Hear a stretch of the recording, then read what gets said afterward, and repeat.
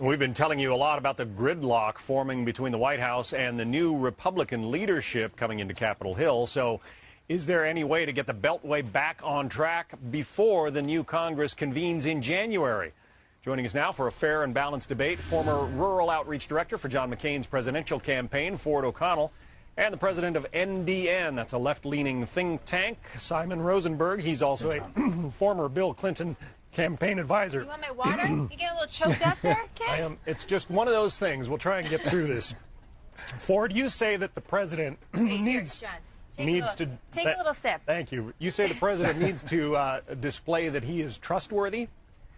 Absolutely. Look, the latest meeting is obviously an Axelrod PR stunt. It reeks of it and one of many to come. With that said, though, after Obamacare, the president has a lot to do in terms of working to get Republican trust back. Republicans need to get results, and if President Obama demonstrates himself to be an honest broker, they will compromise because they have to.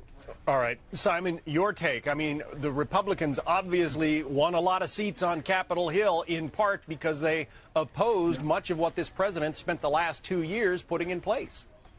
Yeah, I mean, look, the Democrats are still have more power in Washington than the Republicans do, despite the significant victory the Republicans just had. And with this greater power for the Republicans comes greater responsibility. I think there's going to be a real effort by both parties to try to find the common ground that they can work on while also standing their ground. I think you're going to see both of these things happening at the same time. And I'm optimistic that a few good things are going to happen. Remember, after 1994, Gingrich and Newt Gingrich and President Clinton then were able to come together and solve some big problems together. The country needs the coming together of the two parties. I hope that we'll see that in the next 2 years. Yeah, everybody wants to see progress, yep. But Ford, you know, taking you back to the spring, the president attended a Republican, event involving members of Congress in Baltimore, and everybody was saying, okay, this is a great opportunity for the two parties to show they can work together. Republicans came away from that feeling like the president sort of hijacked the meeting and browbeat them.